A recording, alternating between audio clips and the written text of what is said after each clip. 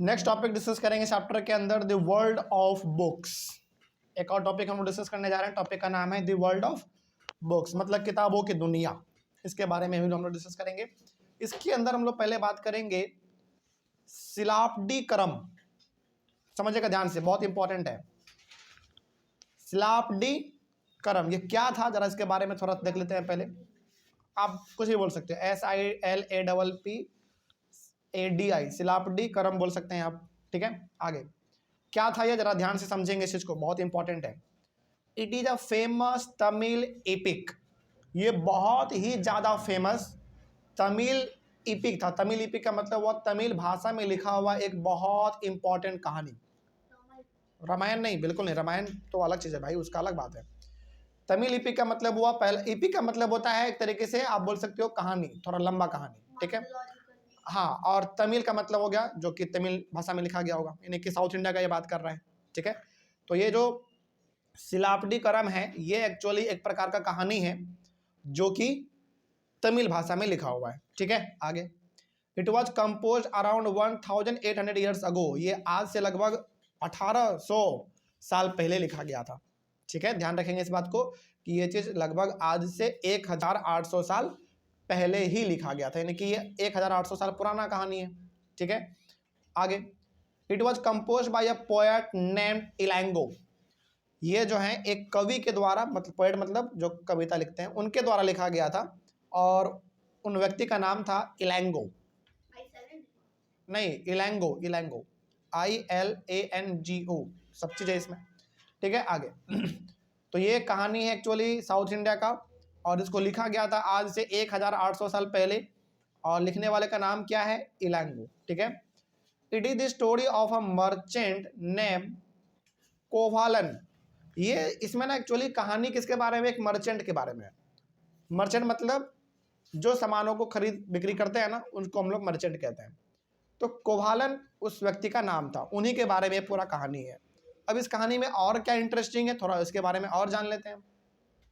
तो उस मर्चेंट का नाम क्या है, कोवालन, जिसके बारे में कहानी लिखा गया है। कोवालन lived in Puhar and fell in love with a courtesan named Madhavi, neglecting his wife कनागी। मतलब ये जो मर्चेंट हैं जिनके बारे में पूरा कहानी है, कोवालन, ये कहाँ रहता है, पुहार में रहता है। पुहार एक जगह है, साउथ इंडिया में पड़ता है, वहाँ पे ये रहता है, और इनको एक महिला से प्यार हो जाता है। ठीक है, हालांकि इनका शादी हो चुका है पहले ही, लेकिन इसके बावजूद इनको एक महिला से प्यार हो जाता है। उस महिला का नाम है माधवी। ठीक है, इस बात को आप ध्यान में रखेंगे। कहने का मतलब ये जो आदमी है जिनका नाम है कोवालन, इनका शादी हो चुका है, और ये लोग कहाँ पे रहते हैं, पुहार में रहते हैं। ठीक है, शादी हो चुका है, इसके बावजूद इस व्यक्ति को एक महिला से प्यार हो जाता है, महिला का नाम है माधवी। ठीक है, आगे ही एंड कनागी। कनागी कौन था, बताओ जल्दी जल्दी बताओ। उसका वाइफ। हाँ, उनका वाइफ था। तो वो कोवालन मतलब वो आदमी और उनकी wife left Puhar and went to Madurai. ये दोनों मतलब कि वो कोवालन मतलब वो आदमी और उनकी पत्नी कनागी, ये दोनों का दोनों पुहार को छोड़ देते हैं। मतलब कि जहाँ पे ये लोग रहते थे उस जगह को ये लोग छोड़ देते हैं, और कहाँ चले जाते हैं, मदुरई चले जाते हैं। ठीक है, where he was wrongly accuse of theft by the court jeweller of the Pandya king. और ये लोग जहाँ जाते हैं, मदुरई जहाँ जाते हैं, वहाँ पे इनको एक गलत इल्जाम में फंसा लिया जाता है। मतलब इनके ऊपर एक गलत आरोप लगा दिया जाता है जानबूझकर कि इन्होंने राजा का ज्वेलरी चोरी किया है। ठीक है, हालांकि इन्होंने एक्चुअली किया नहीं था, लेकिन लोग क्या करते हैं, जानबूझकर इनको फंसा देते हैं। ठीक है, नहीं, ये जो कोवालन था ना, इनको फंसा दिया जाता है। जो ये व्यक्ति था जिनके बारे में पूरा कहानी है, उनको फंसा लिया जाता है।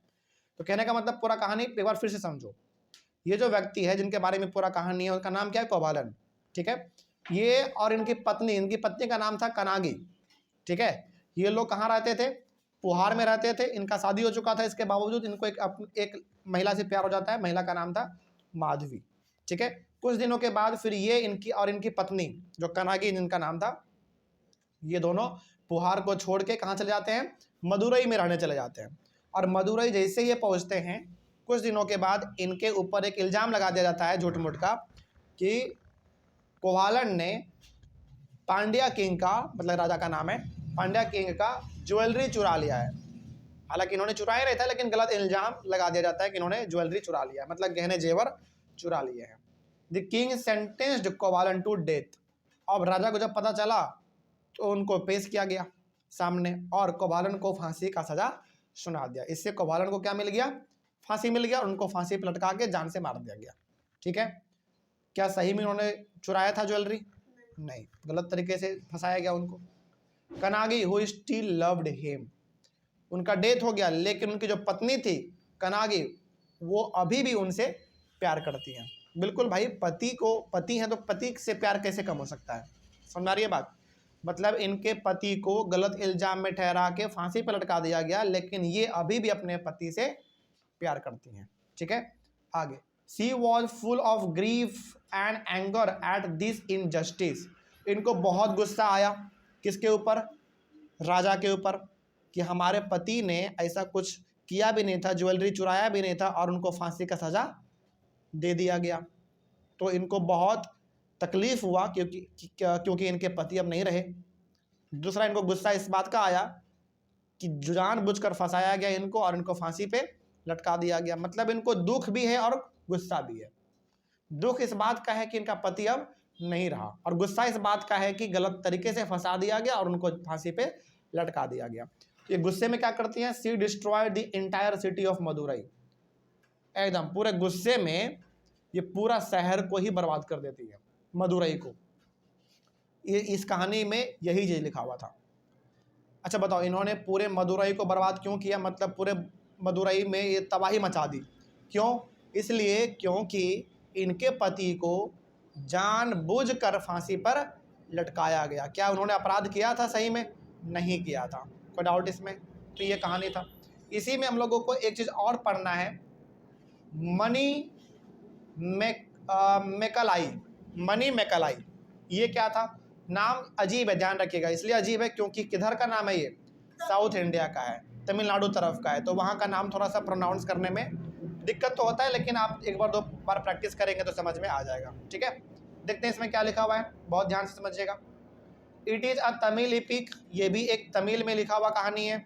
ठीक है, मतलब ये भी मनी मैकालाई जो है ये भी एक तमिल में लिखा हुआ कहानी है। It was compose around 1400 years ago. ये कहानी जो आज से 1400 साल पहले लिखा गया था। ठीक है, इट वॉज कंपोज बाय सतानर। इस कहानी को लिखने वाले का नाम क्या था? सतानर नाम था। ठीक है, आगे। It describes the story of the daughter of Kovalan and Madhavi.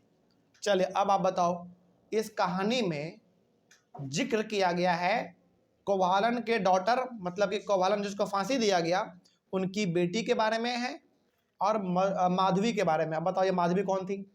ये वही महिला थी जिनको कोवालन से क्या हुआ था? प्यार हुआ था। तो ये हाँ, तो क्या दिक्कत है? कोई दिक्कत वाली बात नहीं है। समझ में आ रही है बात? मतलब कोवालन का विवाह कनागी से हुआ था, वो तो वहां पे समझ में आ गया हम लोगों को। लेकिन इस वाले कहानी में किसके किसके बारे में जिक्र हुआ है? कोवालन के बेटी और माधवी के बारे में जिक्र हुआ है। तो कोवालन का बेटी, उनके बारे में जिक्र हुआ है इस कहानी में, और माधवी वो महिला थी जिनको कोवालन को क्या हो जाता है? उससे प्यार हो जाता है। ये हम लोगों ने अभी यहाँ पे डिस्कस किया था ना, कोई डाउट इसमें? तो ये भी हम लोगों का खत्म हुआ टॉपिक। अगला है हमारा recording and preserving old stories. इस वाले टॉपिक को हम लोग अपने अगले वाले क्लास में डिस्कस करेंगे। तो मिलते हैं हम लोग अपने अगले क्लास में। Thank you very much and have a nice day.